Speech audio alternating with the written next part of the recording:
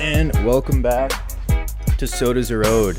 And I have my soda today in hand, ready. I didn't tell you to bring a soda. That's all right, but that's... Oh, damn. That's all right. We'll pretend you have a soda. Yeah. So today I have a guest on. This is the first guest of the I don't even know what you want to call it, of my podcast, the reset or the new podcast I have. I kind of just changed the name, but today we have a guest who has many faces, many titles.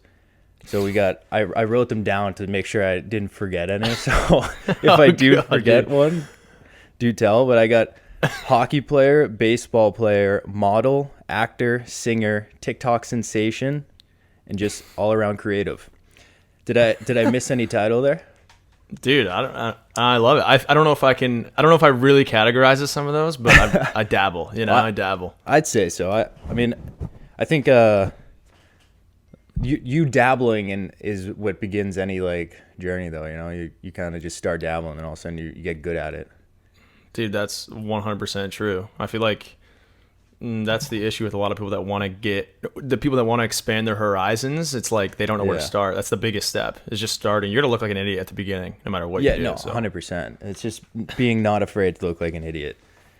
Yeah, it's it goes a long way. But I do want to start kind of with your sports background. Obviously, you have a hockey background. It's like it was a big part of like your early TikToks and your YouTube too. So what was hockey your first sport? Was that like your first sport you loved as a kid? Yeah, hockey was. So I have 3 siblings, so like 4 kids in the family all together, and it was one of those situations where it was like dad building the backyard rink when you're like 3 years old. Yeah. So yeah, I mean that was definitely like earliest sports memories was playing hockey with my siblings, and 14 years old, went away to prep school, playing at Trinity Pauling, and the goal was to play Division I hockey. Ended up playing in the NESCAC Division III, and yeah, but that hockey was definitely the first love. Yeah, I played baseball. Like never really expected to. I didn't really expect to play that at the next level. Like the goal was really just play hockey at the next level, and then that kind of just fell into place going like the D3 route. So it was cool. Yeah. It was interesting. That is cool. So what, did you start baseball young too, or was that like later on? Yeah, I played it my whole life, so it was just kind of like that was always for fun. Yeah. So I don't know, I did that, like your local little league and like travel baseball, sure. But it was the point where I mean all the focus was on hockey. So it was like you played baseball through the summer, dropped the baseball after the summer was over, didn't pick it up again until like the spring of next year. So never had an arm injury though, which I'm pretty sure that's like a recipe to have an arm injury. Yeah, that definitely would. The Tommy Johns and shit, right? Yeah, dude, as a pitcher too. So I I did like 0 off until I got to college. Then they were like, you need to throw in the off season. Yeah, that would make sense. You might want to keep the arm slightly warm. yeah, dude, especially in the freaking. I went to Brunswick. Like my school was in Brunswick, Maine. And like you were 2 hours north of me. Yeah, it gets chilly. It's cold and dark. Yeah, there's some dark winters up there, man. Dude, I'm it's still bad. there. I'm like back in Portland. Oh, that's right. Now. Yeah. It's a fun city though. You just re-signed with them? I did, yeah. Yeah. They haven't announced yet. I actually got in trouble for announcing it too early because they didn't. Oh, really? Announce it. Yeah, they give me shit. Oh, they're just like, you're taking the buzz away from our social medias? Yeah, essentially they were. That's what they were saying. But they waited it's been like 2 months, so I was like, whatever, I'm fucking posting it. But yeah. Well, you signed 2 months ago and they still didn't say anything? Yeah, because they're doing this weird thing. Like they're going like every Friday they're announcing a new signing, but they didn't start till like July. And I'm like, is there even enough weeks before the season where you guys are gonna announce? So I don't know. I just didn't understand why they were taking so long. So I was just like, whatever, I'm gonna announce it. But take the power in your own hands. It is what it is. Tell me about prep school. What was your prep school experience like? It was good, dude. I look at prep school as probably like one of the best decisions of my life. Yeah. Even though when you're there, right, like no one absolutely, I think, loves every aspect of prep school when you're there. Especially, I went to Trinity Pauling, so that was That's an all guys school. Okay. And I repeated my sophomore year there. So I was there for 3 years. But just like that's the reason I got into so many other avenues, is because I went to a school like that. Yeah. So it was great for sports. I mean, you became a well-rounded athlete there because they mandated you play 3 sports. Yeah. So like I played soccer in the fall, hockey in the winter, baseball in the spring. And it was like really split up like that. Like they didn't really let you train. So it was also the downfall, right? Like if you wanted to specialize in hockey and like all you wanted to do was train hockey, like that's probably not the way to go. No, it's tough. Yeah, it's like hard to find ice in the fall. You play on your split season team, but it's like, okay, like 2 games a weekend or something like that. That's it. Like no practices really. That was the way it was.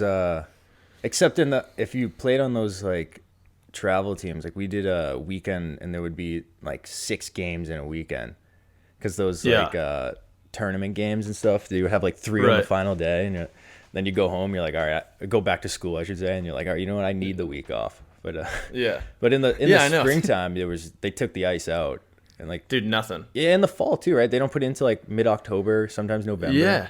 Yeah. So it's like, I mean, it's interesting. It depends on what you want to do as an athlete, right?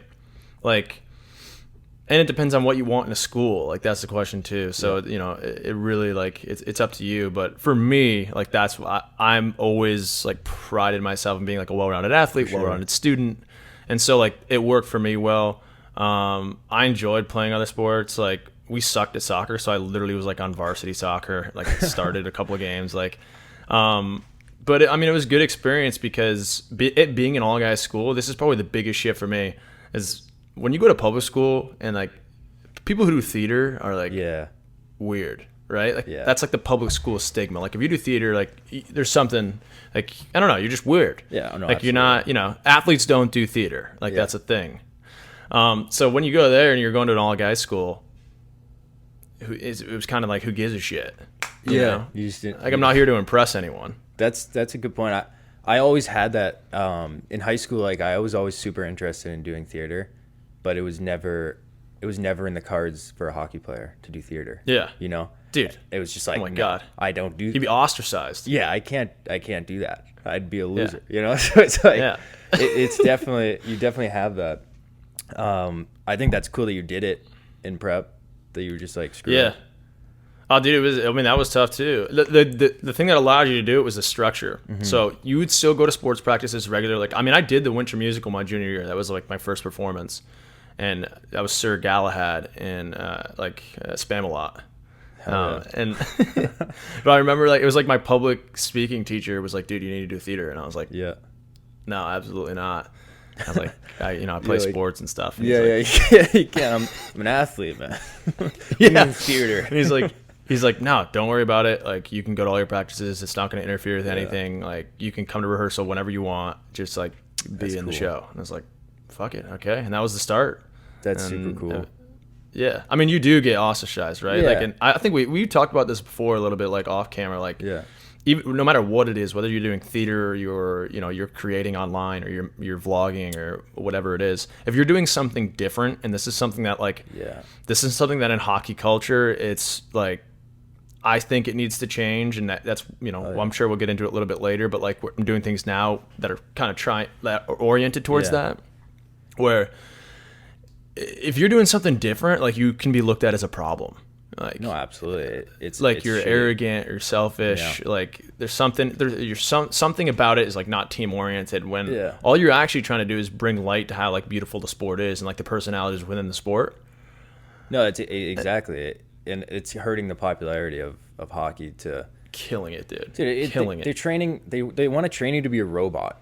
So it's like from a young age, you do something that's like different, or like, I guess different's the best word to do it. That's not in the norm of a hockey player's day in the life, or you say things that are not, you say things in public or to other people that are not, super humble, or like you say something wrong, you get like punished from a young age in a hockey locker room. You're like, oh, you can't do that, but whether it's by the coach or the other guys, and I remember just always kind of being aggravated by that. And I would kind of it would cause me to just kind of be quiet in a locker room. Yeah. Because I was not, I always like had these interests that were kind of inside of me that I never like did, or I guess had the courage to do because of that. Right. So it like I just remember how hard it was for me to post a YouTube video where I was like I actually I'll never forget, like when I posted it, it took me a full month to have the video and not post it. I put it out publicly for 2 days to then wait and let it, and then then shared it to Instagram. And my body was like physically shaking because I was like so nervous of what everyone was gonna think of like this college hockey player who just put a video out. I was like, why is it crazy? That way? You know? Yeah, I mean, it shouldn't be that way. No, right? Like it's actually sickening. It's like that is like a telltale sign of what you could consider toxic culture. For sure. And like you talk about, it's either the coach or the other guys, and it's like I would post vlogs at Bowdoin, and I would get called in by the administration because of something that was in the vlog, which is, that's a whole nother issue with like that school is super PC and like, you know, everything has to be perfectly perfect in the video. Like, no, you know, like any sort of joke is like crossing the line. Like I literally I got called into offices because of that, which is one thing. And that's like, I could care less, honestly. Yeah. Like if you're going to punish me, that sucks, but whatever. Because what everyone is really scared about is being ostracized from a locker room and a team. Like that's the bigger thing, right? Like you care about what your coach thinks because like, but when it comes down to it, if you can play, like they don't really give a shit what you do off the ice. You care about being ostracized from a team. Like if you're not getting invited to parties or hanging out with the boys or like your social life is your team when you're in college and in 100%. High school. And if you're like the loser, like if you feel like the loser, there's nothing worse than it. You don't want to be that 100%. Guy. That everyone 100% talks about. And it's hard with like finding culture. I didn't play juniors, but I know it's even worse in juniors than it is in college. Yeah. Like you still do fines in college, and we're not like we didn't technically fine people because I don't know, like, you know, rules and stuff. Yeah, and, there's no money. No money going around, but you know, you just have like fine sessions. And I mean, you can get roasted in fine sessions, like really, really badly. So that's where all the fear comes from, and that's why like hockey right now lacks so much individuality, so much branding. Nobody's commodifying themselves as like an independent brand, like beyond their team, and that's why it lacks growth. Like I think my favorite comparison that I've been making recently is like, are people in China that are fans of basketball, are they fans of the Lakers or are they fans of LeBron James? Yeah, it's LeBron. Like, they know LeBron. Exactly. Like everyone knows LeBron. People might not even know 100%. And so it's like these sports grow on the backs of individuals. They don't grow on the backs of teams. No. You know, in the upper management. Like, it's crazy. Like people to think like Tampa Bay, right, back to back, and like they're back in the Cup Finals, and they're like going for third straight. But like you could ask a random person on the street in the United States, like they don't know them about Tampa Bay, and they'd have no idea. Yeah, they don't know. They probably wouldn't be able to name a single player on the team, and they'd be like, "Wait, there's hockey in Tampa?" You know, like like the average person. Of course, like hockey fans will know, but it's like you grab a random person on the street, they're not going to know someone on the Tampa Bay Lightning. Right, but if you grab a random person, so if you grab a random person on the street, you say, "Hey, do you know who Steven Stamkos is?" They'd be like, "Hell no." Like, what? You ask them if they know who LeBron James is, or even like, you know, Dwayne Wade, who's retired now, or like someone like that. They'll be like, "Oh yeah, hell yeah, dude." Yeah, like Stamkos is one of like the best guys in the league the last 15 years or however long he's been in the league. I'm same to be said, you know, like McDavid, Matthews, but I guarantee you, someone who's not an avid hockey follower would have no idea who these people are. They probably wouldn't know McDavid. Yeah, and that's wild. I mean, if people in the hockey world don't see that as an issue, that's a massive problem. No, it is. I always think I like to compare it to how there's no celebrity in hockey. Like every other sport, their top athletes are celebrities. Like Tom Brady is a legend. Like everyone knows Tom Brady. He's a GOAT, or you hate him. You know, like whatever it is. He's a celebrity. Everyone knows him. They know his wife, his family. He's kissing his son. You know, it's a huge deal. But like you go to hockey, and I'm like, who is there's no celebrity in hockey. Like what's the closest thing you can find? Like maybe Ovechkin. But it's like, I guess. is he really? Like, it's so then I always compare it to Conor McGregor, and hockey always promotes this like robotic interview. If you show personality, you're gonna get shit on by the media, and then you're gonna get called into the office and be like, hey, you can't say things like that. You know, it's a bad look. You get fined. Yeah, by the team and by like the coaches are gonna be pissed. Upper management's gonna tell you, they're gonna slap you on the wrist and like, don't do that again. But you take Conor McGregor, who's arguably the most famous athlete in the world. He's not Conor McGregor because he's a nice, humble guy. You know, he's an arrogant piece of shit and yells funny things, and everyone loves him. It's like, even at this point when he's like probably never gonna win another fight, and he's still like talking all that shit. Yeah, and he's still the most famous athlete out there because he just has that charisma. And when you shut down someone's charisma and personality, it's not good for them, but it's not good for the sport either. Like let it shine. Like I feel like hockey needs a little more controversy, you know, like as bad as it is to say, but like they need something. Someone to say something stupid, you know what? Look at what Conor McGregor did for the sport of UFC. Yeah, no, exactly. Dude, that sport was like, people like, you think of UFC now, it's like, oh, Saturday night UFC, oh, I'm paying for the fights, yeah, let's bet on a few people. Like, it didn't used to be that mainstream where everyone's like, oh, you watching the fights tonight? Like, Conor McGregor made it mainstream. He did, 100%. And that's like, you talk about like hurting the growth of hockey. I read this article and I was looking at the statistics in comparison, like the NBA in comparison to the NHL, and like they were grossing around the same thing in the 90s. Like the leagues were similar size and they were making the same amount of money. And what you saw over the next 3 decades was hockey basically just plateau. Yeah. And the Even NBA, go down, dude. Boom. It can go down, yeah. It's crazy. Gary Vee made a post about it once. He does those things like overrated or underrated, and I just happened to click on it one day, and someone said like the NHL or hockey, and he was like underrated because hockey has terrible marketing. He was like, he's like the NHL and hockey's like a super. It's like it's the most entertaining sport. Like even Gary Vee said this, and he's like, he's not a hockey guy, but he's like, it's one of the most entertaining sports, but they have terrible marketing.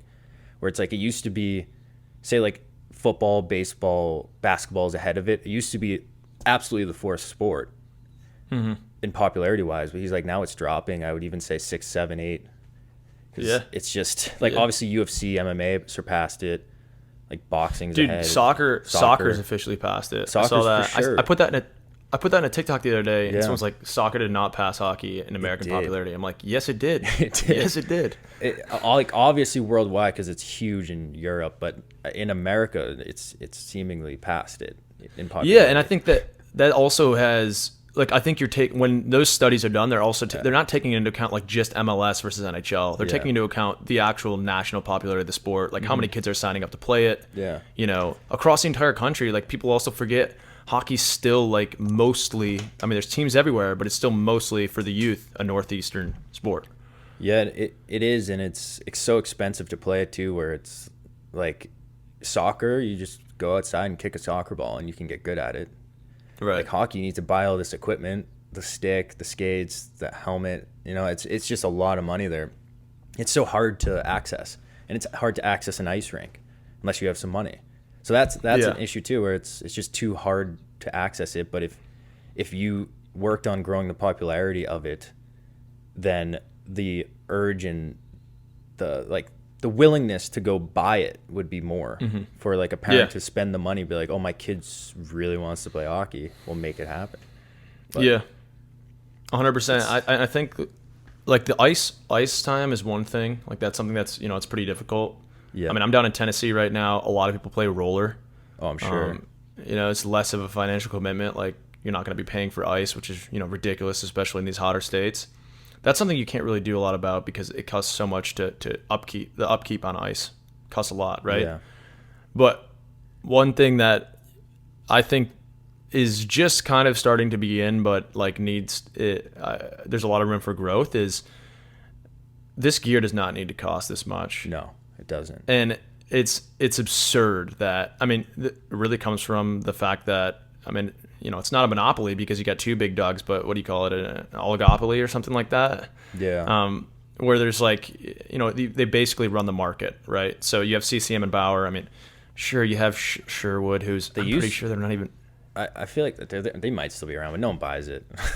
Yeah, Sherwood. Like they just did. Yeah. I saw them just do. They're trying to do. I mean, they're taking the right approach. They're starting to do all these shoots with influencers. I saw them shoot with the hockey guys and Pavel Barber. I did see that. That's right. Yeah, I just started working with. I'm really excited. I just started working with Verbero. You remember Verbero from back in the day? They did like hockey socks that had like the V's on the back of them. Oh, and like that you'd wear under your skates. Yeah. So Andy Sutton, like 15-year NHL vet, he was all over the place, played for like 6-7 different teams.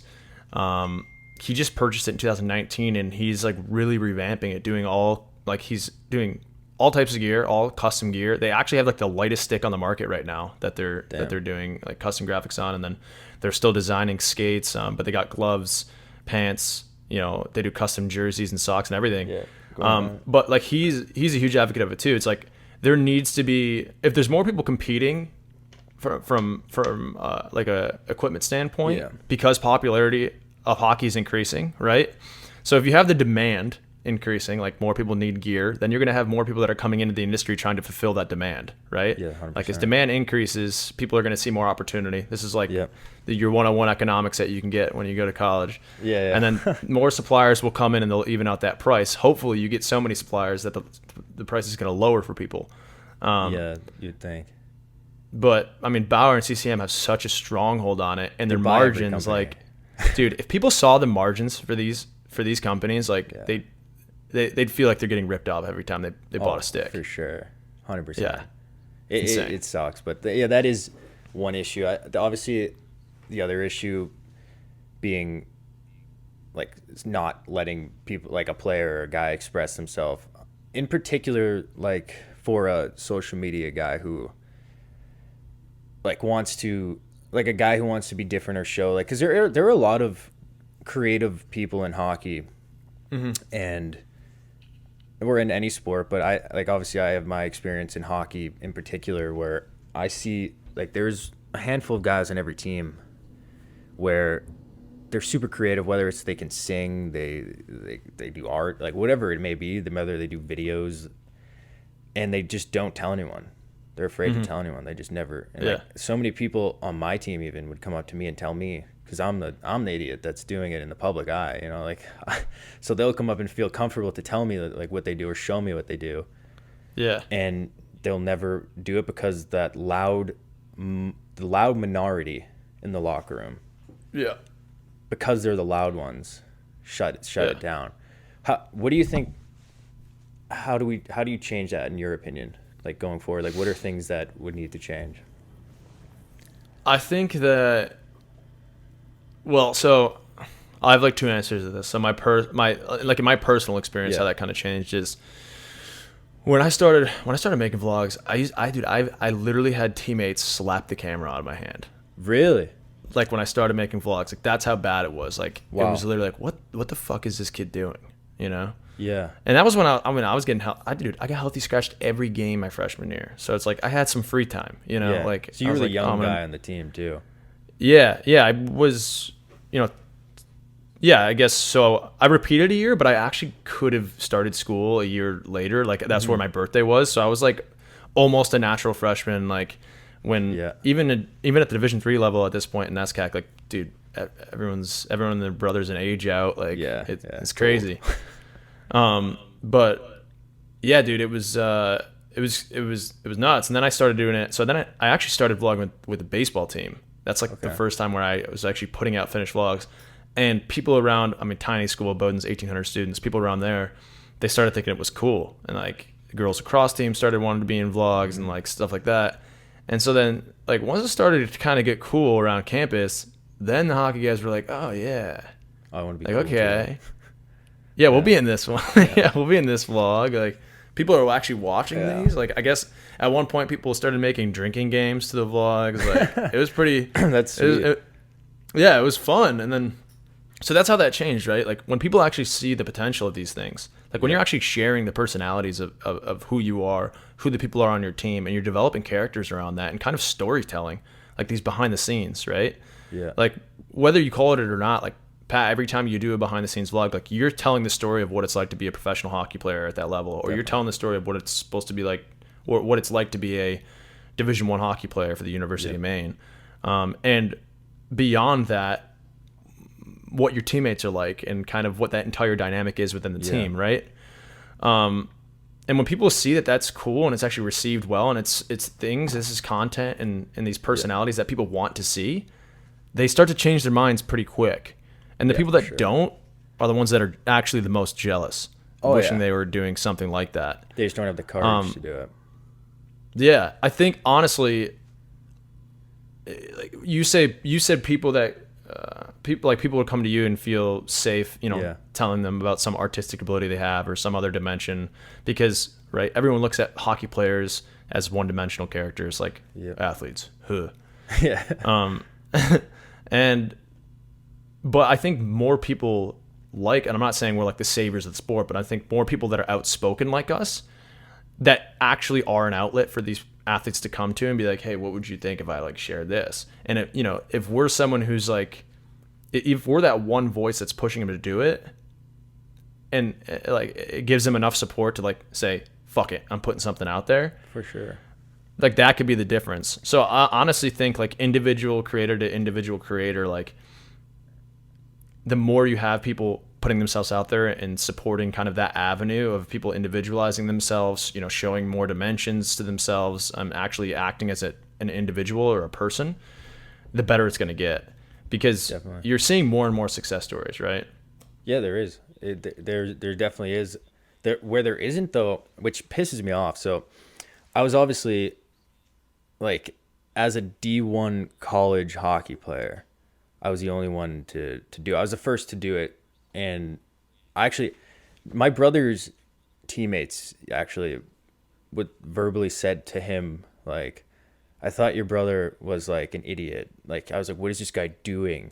And then fast forward a year and he's like, all of a sudden he's like, oh, he's a genius. Said this to my brother. And I was like, what a douchebag one. But like, like, sure. But so it's like, it does take like a person to see like a success for it to like be okay. Right. Where in your head, that what the potential is already. So you've already seen that. And that's the problem, is like when you're scared to do it, not everyone can see your vision. So if you go tell someone about it, they'll be like, like, shut up. You're an idiot for that. But so just do it, honestly, is like the point. If you're listening to this and you're like college athlete or a hockey player in particular, like just don't be afraid to do it. Because I'm still now the only D1 college hockey player to ever do it. Like no one has done it since me.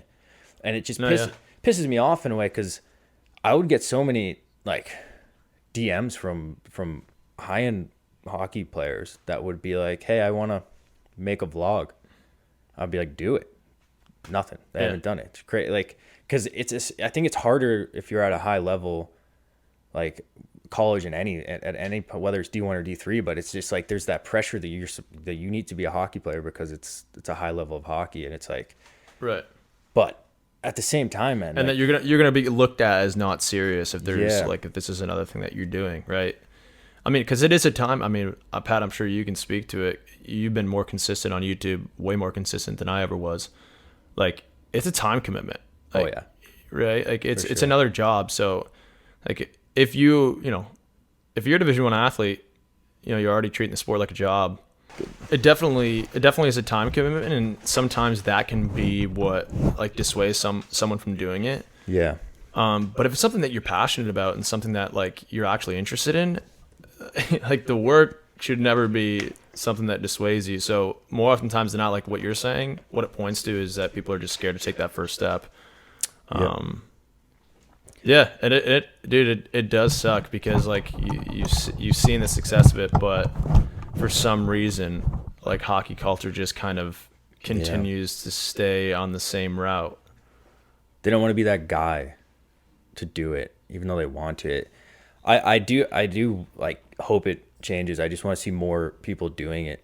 Like I don't know. I do know how hard it is, but like look at me as an example. Like I was a draft pick, and like easily that's the biggest pressure of all like, I'm a draft pick. I'm supposed to be this hockey player. And how can I go do something creative that's like weird? And I honestly just said, fuck it. Like, Yeah. and if I'm just saying, like, if I can do that, then why can't you? If it's something, Right. and I promise you, you'll be happier as a person if you get that like weight off your shoulders and just do what you want to do and be who you are, rather than pretend to be like that generic like hockey guy who's kind of puts the douchebag persona on and then the humble persona in the public, like robot. Bro, you figure out who your friends are real quick when you do something like that, right? Like, but that's what's great about it. I think like Andy Sutton just told me, he said this the other day. He's like, you know, if you live by the truth, you never have to remember a lie. Like if you live by just who you are, right? Like if you just be honest with yourself, then you don't have to fake like this character that you don't actually want to be. Yeah. And you're not going to have fake friends around you because like you're showing who you truly are. And so you're going to see who stays and see who goes. Yeah. Which is important. And there's value in having that small circle, right? Like, sure, you can be the most popular guy, have 1 million friends. Like, that's great. But only 2 or 3 of those are real friends. Yeah. You know, but stick around through thick and thin. The rest of them are acquaintances that are also in love with either your popularity or the fact that you're a good player or whatever the hell it is, you know? Yeah. So, it's... Yeah, I mean, it's a rocky road. You just hope it can change. Like, honestly, because there's going to be people, like, not even speaking up, probably watching this video, just waiting, being like, I should do it. And they're like, I just hope that they do, you know? Like, I hope that more people just have the courage to do it and, like, don't get so blinded by, like, what you're supposed to be. Like, I hope hockey, I feel like hockey's even more than other sports, like, in the locker room, more so, like, you have to be this way. Like, I feel like there's more, there's definitely more. There's more YouTubers and TikTokers, whatever you want to call it, social media guys in other sports, like way more. Oh, 100%. So especially football. Like the mixtape culture of basketball. Like everybody in high school has a mixtape going on on Instagram and TikTok. And like, dude, Bronny James is on his story 24/7. He's going live. Like this guy's a high school basketball player. I mean, baseball, like the baseball culture, the amount of baseball TikTokers I see breaking down their bullpens, like the Prince of JUCO, the King of JUCO, like all of these guys that are making baseball content, you know, with like professional leaguers down to high schoolers and them collaborating together. And it's like, it humanizes these athletes, right? Yes. Like if you see Austin Matthews, like going out, because this happens. Like I know that there are high-level high school players that train with professional players, you know, on the same sheet doing skill sessions together. Like I know that happens, but you never see it. Yeah. But it's like something like that humanizes these heroes, like these people at the top of their sport. Yeah. It's like, oh, dude, he's just another kid. Yeah. He made it. A guy. Like he's a freak. Like he's insanely talented, but like he's just a dude. He's a guy who works really hard. Right. And if you show people that's like especially if you're at the highest level, you can have someone film you easily. It doesn't have to be you filming yourself. You know, it doesn't even cost like for them it costs nothing. Yeah. Like you could have it for them, like if you're at the highest level, you could literally have a videographer following you around 24/7, and it would cost you like, I don't know, a couple of games, maybe games pay, like for a freaking entire season. You know what I mean? Like that's what's crazy about it. Like if I had the financial ability to have a videographer following me around 24/7, be so easy. Oh my god, my content would be so consistent. I would never have to feel guilty again. No, not putting something out. I know. I think the same way. I'm like, man, because vlogging yourself gets so stale, and because it's so much work. Exhausting. You could afford to just pay someone, hey, just film me and edit my videos. You know, it's like, how would it make a difference? But dude, I mean, like, just people don't even understand. People don't understand, like, if you're doing something and you're moving the camera to multiple spots and you're walking past the camera out the door, and then you have to come back in and get the camera and then move it out to wherever you're walking to. For a 5-second clip.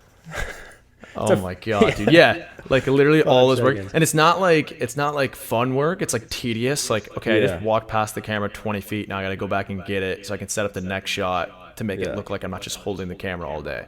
Yeah. Even though I am holding the camera all day. Yeah. But add some dynamic to it. It's tough. Let's talk your social media in particular, and kind of how it's led you down different avenues. So I know you started on YouTube by making vlogs, but where you really kind of had your biggest success was TikTok. So were you on TikTok early? How did you get started on that? Yeah, dude, I was on it pretty early. I don't even like the first one I made was like a duet to a sound, and it was the dumbest video. I hope I deleted it by now, but it gave me it did kind of well. It gave me the confidence to like keep making videos on TikTok. And it wasn't until that happened during the summer. It wasn't until that next season, really what like started to pop off was we did celebration compilations. Oh, right, I remember those. Yeah, so we were doing like all the most embellished hockey celebrations you can think of, and we just did like part 1, part 2, part 3. We kept doing them, and those were literally at the skates where it was like healthy scratches, get a morning practice like on Fridays. Yeah. And I was just like, all right, if I'm gonna be out here, like I might as well. I got open ice after this practice, like I might as well fuck around and like make something, do something. Yeah, like I mean, I'm having fun, right? So, and I'd like convince. So that was easier to convince the guys to be in, right? Like they had their helmet on, like no one knew who they were. They're comfortable on the ice. They're just doing exactly. Hockey. They know how to do hockey. Yeah, right. More comfortable. Right. So, like those started. I mean, I think the first one we did got like 2.7 million views. It's crazy. And then you're just like, just keep doing that, I guess. Like this is pretty good buzz. So I think we did like, I don't know, made it on 7 parts, and then kind of stuck with that hockey niche because that's the fastest way to grow. If you don't know this, like TikTok hates variation, which is just part of my problem now. It's like I love creating social media around hockey, but like I'm ready to also step away from it. Like I'm still doing stuff in hockey. I'm still doing stuff with U Stoked, like that's a wax company, and I'm working with Verbero, which does hockey equipment and stuff like that. And like I'm going to be doing, their content, but like I don't want myself to necessarily be known as like just a hockey creator. Oh, I feel that. I like on a deep level, eh? Yeah. Trust me. It's because it's like it really is restricting, right? Like there's going to come a point where or just if you have interests outside of hockey, fuck, like it's normal. Exactly. Like I have interests in movies and acting and like comedy, and even though I'm not that funny, like I'm situationally funny, but if I wrote something, like I could not be funny if I tried. I feel like you could surprise yourself, like when you're in that moment, like being a character that's not you. Like you don't feel you need to hold back in any way, because when you're playing a character, like you're making fun of people that in a sense, or people that you've experienced with, and you're like, I know they're stupid, like they're the way that they're acting is so dumb that I'm gonna exaggerate it, so you act like them. You're not afraid to like be stupid and embarrassing, because like it's for comedic purpose.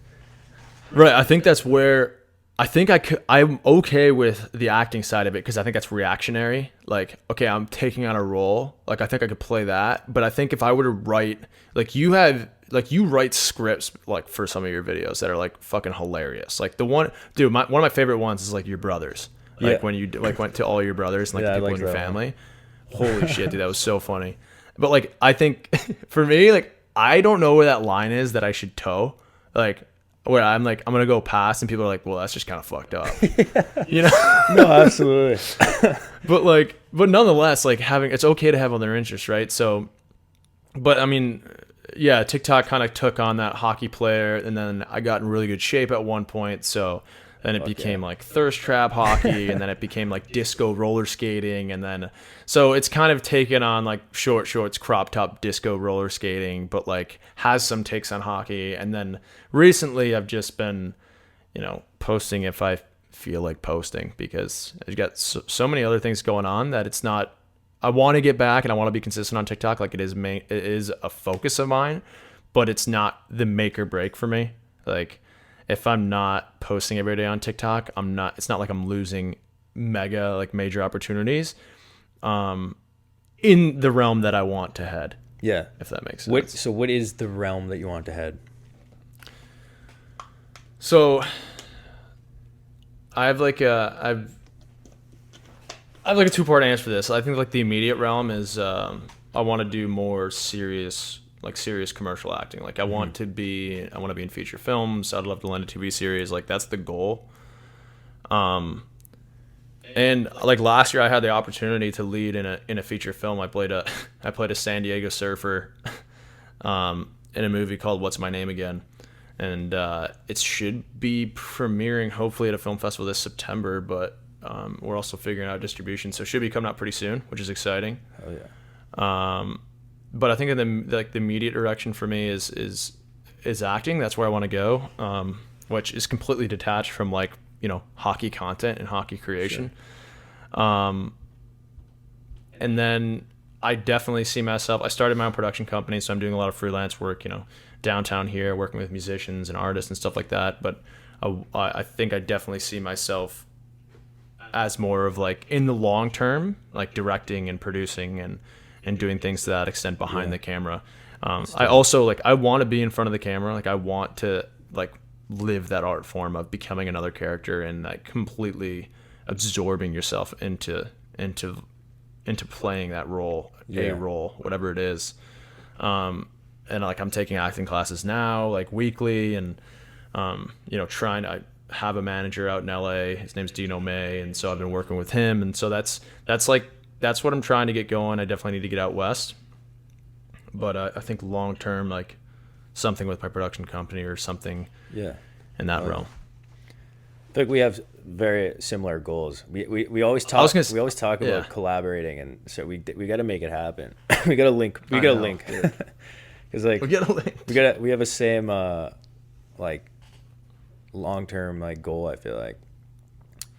Because you were in a movie last winter, right? Yeah, and it sadly got like postponed indefinitely because we had a COVID outbreak it was in November, December 2020, and we had a huge outbreak. And so I don't know if it'll ever come back, but that that gave me such a confidence, like, because I got that it was a hockey movie, and I got the role based off of me making, and I had just started doing them then, like comedic hockey videos on YouTube.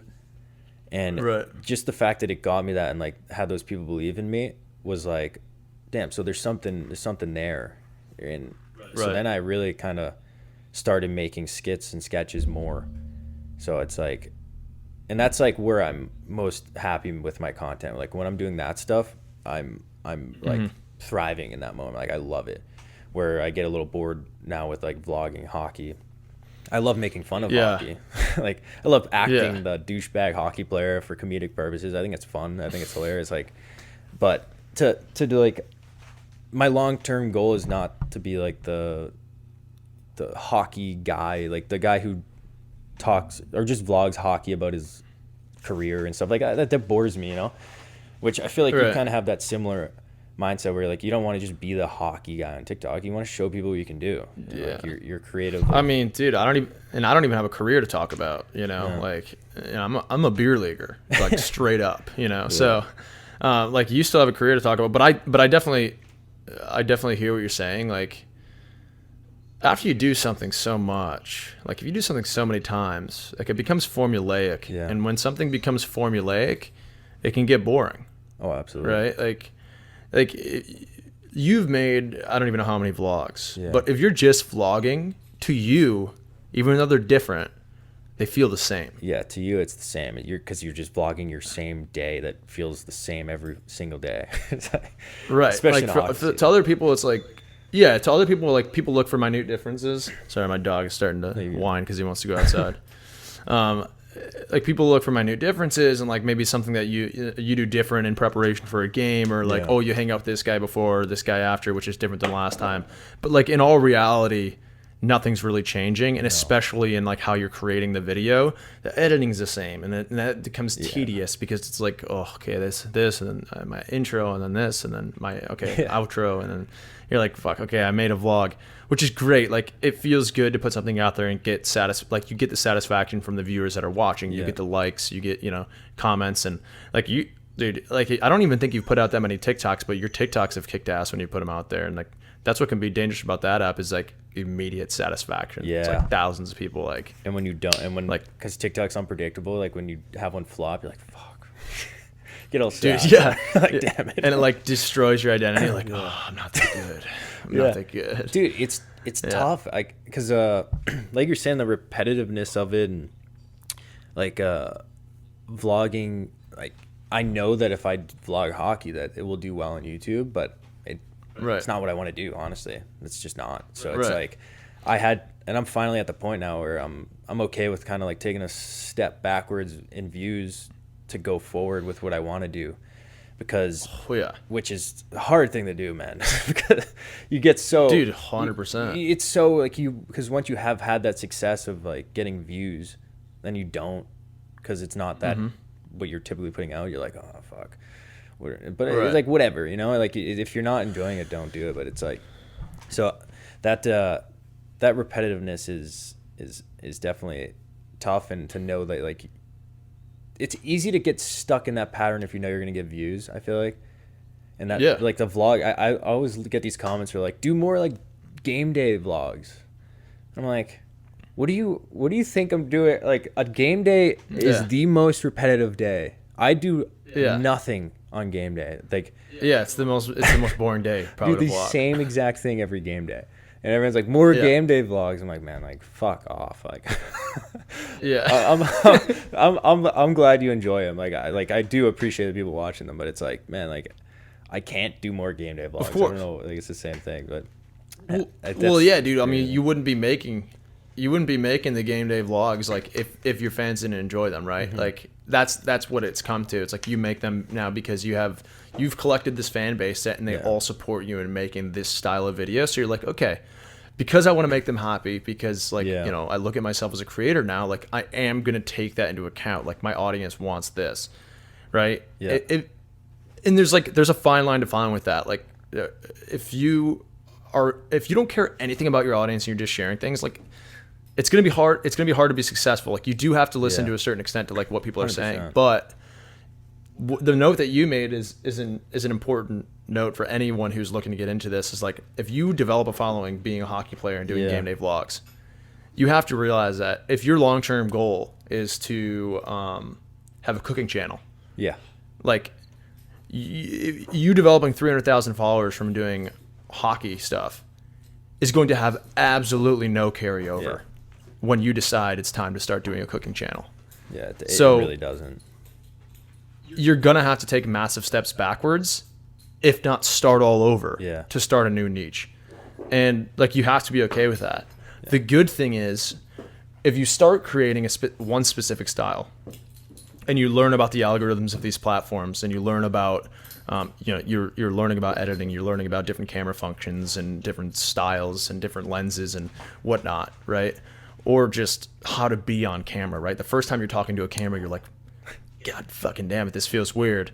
And then once you've been vlogging for 3 months, you're like, that's my best friend. I talk to that guy all the time. Like I talk to him like a human, and it's just a lens, which is like insane.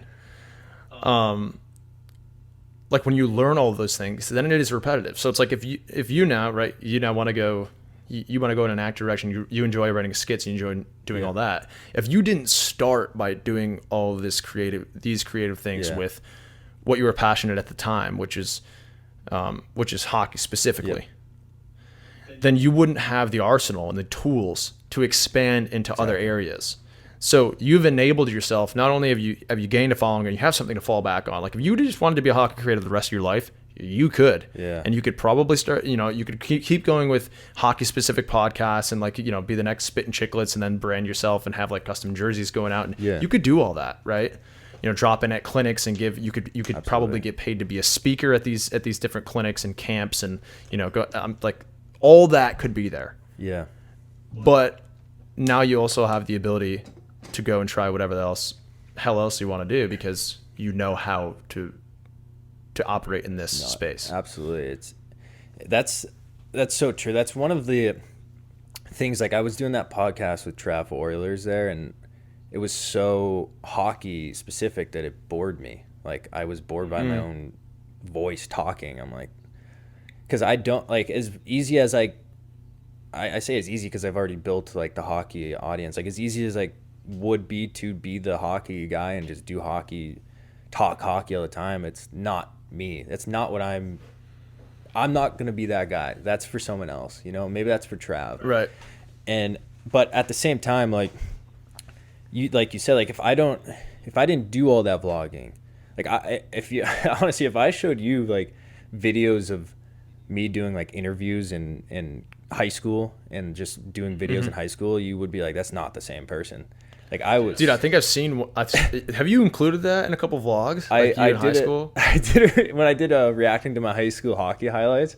Yeah, I did I posted the interview in there.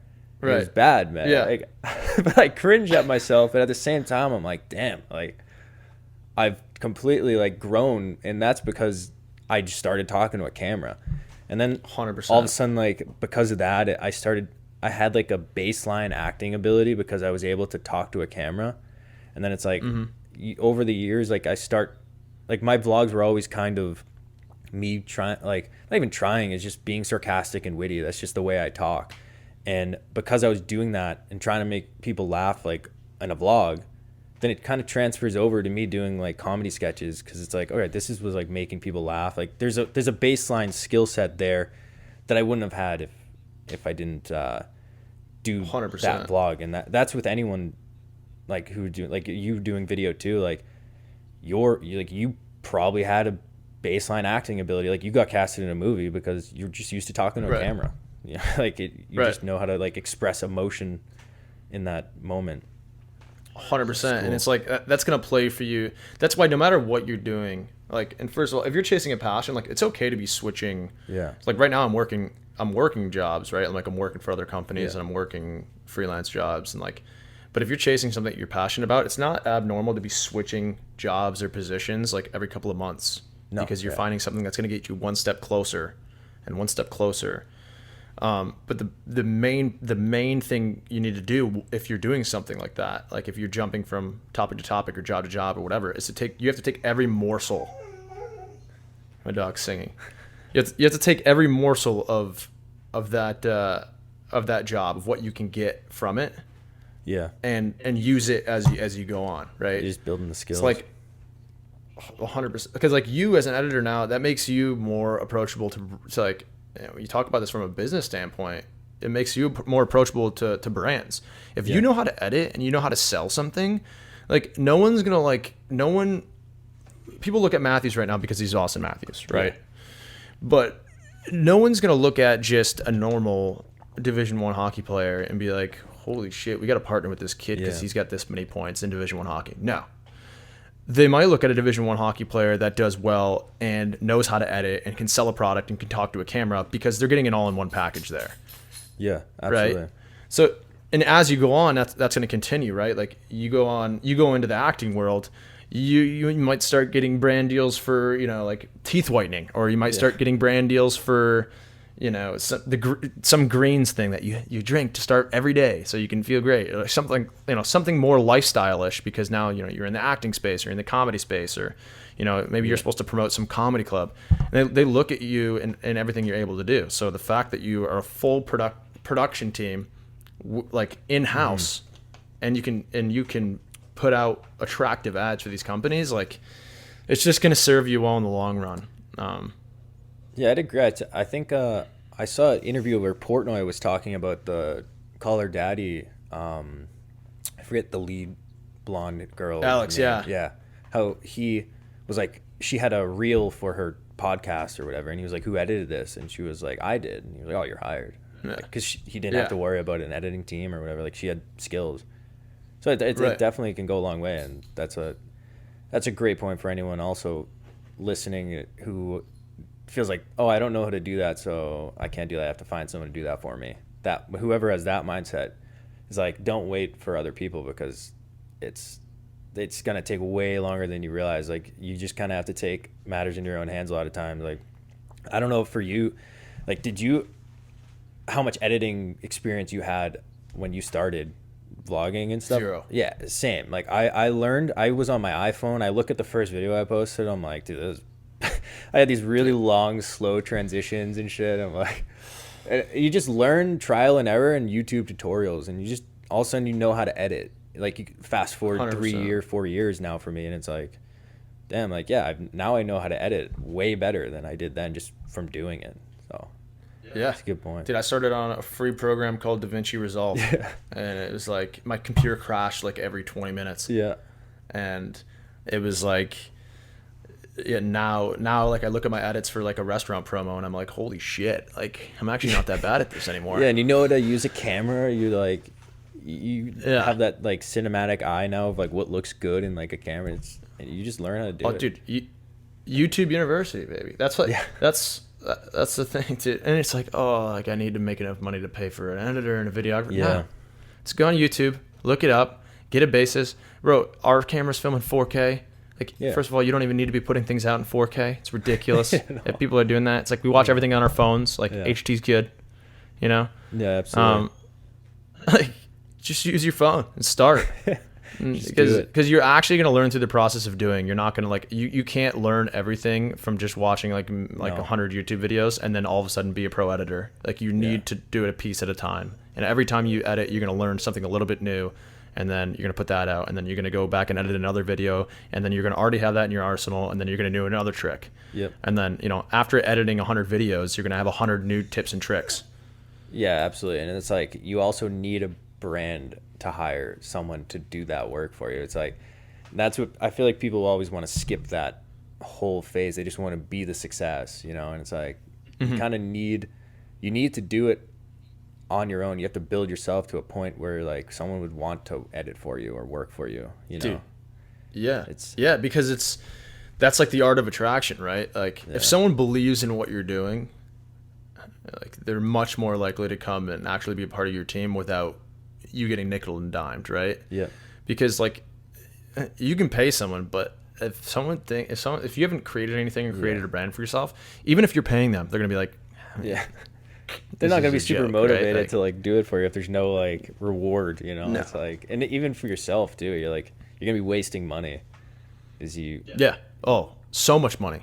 Like, what's the point So of much putting money, out a highly like produced, like well edited video for nobody to watch? It's like you gotta for nobody to watch, and when you're probably you're not great on camera at that point because you don't have the practice. Yeah, exactly.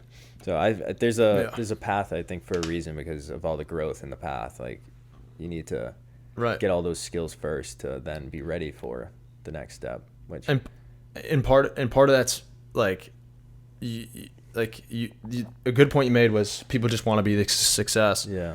And that's like the antithesis of how you become successful is like falling in love with an outcome. Mm-hmm. Right? If you fall in love, if you're attached to an outcome or a title or something like, I want to be rich, right? Cool. Everyone wants to be rich, right? With whatever it is, like financially or happiness or family, just rich. You want to be rich in life, right? Great. But you need to fall in love with the process and the journey that it takes to get there. You can't fall in love with the outcome, because falling in love with the outcome will do you no good. Yeah. Absolutely. Right? Like, especially you can't fall with views, like that's a views thing too.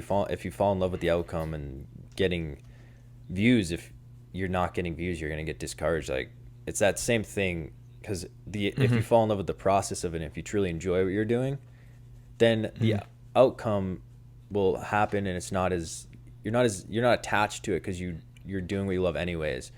Like for me with the vlogs, right? Like if I'm wasting time, like essentially like on a hockey vlog and it didn't get views, and I'm fucking pissed because it was for the outcome. It's the only reason I was doing it is for the outcome. So you have to definitely do something where you enjoy doing it, because if you're doing that, you're gonna get so good at it that eventually you're gonna crack it, and it's gonna work.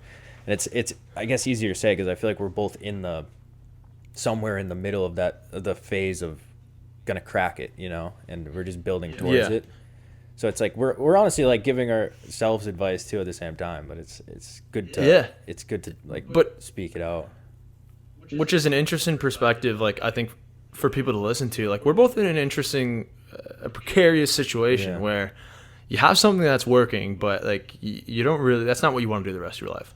Yeah. Right. So it's like somewhat of a rebranding, somewhat of a how do I transition this audience into kind of a new style of my content, and a lot of that is what we were just getting at. It's like it's trusting the process and being in love with that and what you're doing, rather than being attached to an outcome, being attached to how many followers you have and what your audience is. And for like, to summarize that, that's like the art of not wanting something too bad. Yeah. Right. Like, if all you want is to be famous, like, I just want it, or all you want is to make that team, like, the harder you want it, I guarantee you, the further the universe is going to push it away from you. Yep. Like, because you want a title. Yeah. You want an wrong outcome. reasons. It's the wrong reason. You need to want to get up and train every day that bad. That's what you need to want to do. And if you enjoy and you want to get up and train every day that bad, then eventually the outcome will follow. Yeah. But you're not defined by an outcome. You're defined by what you do on a daily basis. Yeah, exactly. And the people that are searching, I've met a lot of people like this that are just, whether they just want to be famous or they want to be on a D1 team or they want to be in the NHL, MLB, whatever it is, like, they're doing it. They want it for the wrong reason. Like, why they want it, why they want to be famous is because they want to mask their insecurities. Like, they're a super insecure person. They want to be famous so everyone thinks they're cool. Like, well, why do you want to be, like, you just want to be famous so people think you're cool? Like, no. Like, people, like, and I've countered this to people before, and they'll say, like, oh, well, like, with what you're doing, like, don't you want to be famous because you need, like, an audience? I'm like, I don't want to be famous. I want to do what I love, and if I'm doing it right, like, fame might follow.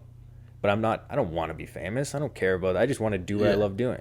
I don't fucking, like, who cares about being famous? You know, like, honestly, it's probably really annoying to be famous.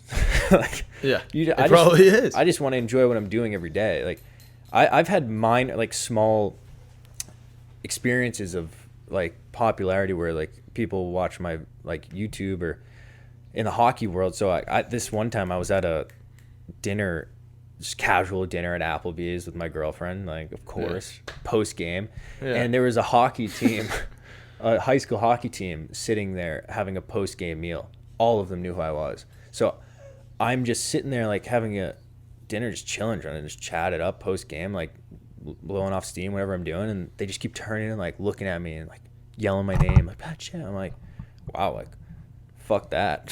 That was annoying. Yeah. And this is like the most minor thing. I'm trying to have dinner. Yeah, this is the most minor thing because, like, this isn't a norm for me. I'm not well known that much, but if you get a full hockey team of high school kids, they'll probably, like, know me from the hockey world, and I'm like, wow, like, I can only imagine what Mark Wahlberg goes through every day.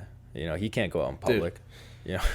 I think that's what's funny. Like, that's what's funny about it. If someone's listening and they're like, "That's bullshit," like, you know, people are attached. People just want to be famous, and they become famous, and they become celebrities, and they love it. It's like, well, actually, if you look at most celebrities, I'm not talking about the ones that randomly rose to fame over, like, you know, kind of over, like, TikTok trends and shit that, like, it's happened really quick and they're famous because they want to be famous. Like, I'm not talking about those guys, but I'm talking about, like, true artists and creatives, like actors, like actors or musicians, and you know, celebrities in even celebrities in the sports world. Like, you'll see that most of them hate the attention. They hate the paparazzi, and it's because, like, and you're like, oh, how is it that all of these people at the top hate being famous so much? If I were famous, I'd love it. Yeah. It's like, that's because you are attached to the idea of being famous, and that's like what you're in love with. They are attached and in love with the process it took to get famous, not being famous. Yeah, like a musician. And, like, Bieber's a great example. Bieber hates being famous. Yeah, he's so good at singing and making music. He's the best. It's caused him so much harm. Yeah, like, right. Think about how many children fame has, like, literally just destroyed. And they're so good at what they do. It's not that they weren't growing up like, oh, I want people to like me, I want to be famous. They were just obsessed with what they do, and just happened to be that good where it took them to that popularity. So I think that's, like, the mindset that we have to have, and anyone that wants to achieve a goal, like, look in the mirror and realize why you're doing it and what you need to do, you know. So but it's crazy, like, once you really get older and actually look at the reasons, like, you get told these things as a kid, right? You get told these things like, look at yourself in the mirror, and ask yourself why you're doing something. You're like, yeah, fuck, that's a joke. Like, what do you mean? Like, you know, You want me to like, talk to myself in the mirror? yeah, you're Good like your coach after a hockey game, right? He's like, ask yourself like why you get out here on the ice every day, and then now You don't know what it means. You're like, what the You're fuck like- are you talking about? Look in the yeah, mirror. it's a joke, right? You're like, of course I want it, man. I don't need to look in the mirror. You're And just then when you flexing think in the about it, mirror. it's like, yeah, literally. But no, I mean, now once you get older, and that's the thing, like everyone says all the time, wisdom's wasted on the old or whatever it is. Yeah. Because like the youth doesn't have the type of wisdom you have when you're older. I feel like we're both onto something at a relatively young age where we still have so much time. Especially if you ask Gary Vee. Yeah, Dude, so much time. We're young as fuck in Gary Vee's words. Yeah. Yeah, exactly. Yeah. So it's like, a lot of this stuff, if it's losing you, if you're younger and listening to this, like this is real shit. And like the more you can focus on trying to do these things on a daily basis, and by do these things, I mean just having these thought processes, Yeah. and like, asking yourself the tougher questions of like, what's the process that I really want to do? What am I truly passionate about, and what is it going to take to get there? And am I okay to make the sacrifices that it's going to take to get there? Yeah. Like the more you can do that on a daily basis, like you're going to become so full of wisdom so fast. Yeah. Because you're going to lose all the excess. I do wish, I always look back at, like, I think I've learned a lot since I started making social media, like in the last 3 or 4 years or whatever. I don't even know how long. I think I started when I was 22 maybe. So I guess like three years. But I look back and I'm like, damn, I wish I knew that, like, this mindset when I was a kid, like in high school, because I was such a 100%. like, yeah, I was in my own shell, but I was so narrow-minded and just didn't understand like this process in the world of like what I wanted to be. Is like, if I had this mindset I have now, then like I would be so much further along. You just look at it, Right. and that's why we're saying this to, like, I'm hoping to hit that the me at 16 years old that like doesn't really know how to get there, like what he's doing, is just angry all the time. Like I'm trying to hit that kid and be like, trying to help you change the mindset to have a head start, I guess, and a blueprint. Dude, we could literally talk for another hour, because I know. now we're like getting into like mentality around success and mentality around like training and expectations from society, and like, dude, we might have to do a keep going. part 2. Yeah, But it's like I do wonder. Like I'm interested to see the response, because this is it's definitely like we're not there yet, but it could have got like even more cerebral with like with kind of the mentality around all of this stuff, and not even just like with specifically what we're doing, but just with whatever you want to achieve in general. But yeah, I mean, I'm interested to see the response. But fuck, I always love having these conversations, because I feel like we don't have, as human beings, we don't have enough. no, it's great. I always feel good having them too. I'm like, I can't like talk about it with everyone. They don't really understand what I'm jabbering about all day. Like if I go talk to my mom about it, she's like, what the hell? Like, she nods her head and like she like agrees with me. She has no idea what I'm talking about. I'm like, fuck it. All right, I'll go talk to the camera, mom. yeah. Actually, though. But yeah, no, I appreciate you coming on. This is a great chat we had. Hopefully the audience gets something out of it, whoever listens. And if you're listening this far in, we appreciate you. So thank you, and go follow Ryan. I'll drop your social media stuff on the screen, but for the audio version, Sweet. if you want to plug your I think same on Instagram and TikTok. It's Ryan Winn 44. That's pretty much the only plug I got. I'm not really on YouTube too much anymore, so probably just those 2 socials. Cool. All right. Well, that wraps it up. So thanks for tuning in, guys. Until next time. Take a drag, I ain't feel it in my lungs. Drop down like a motherfucker.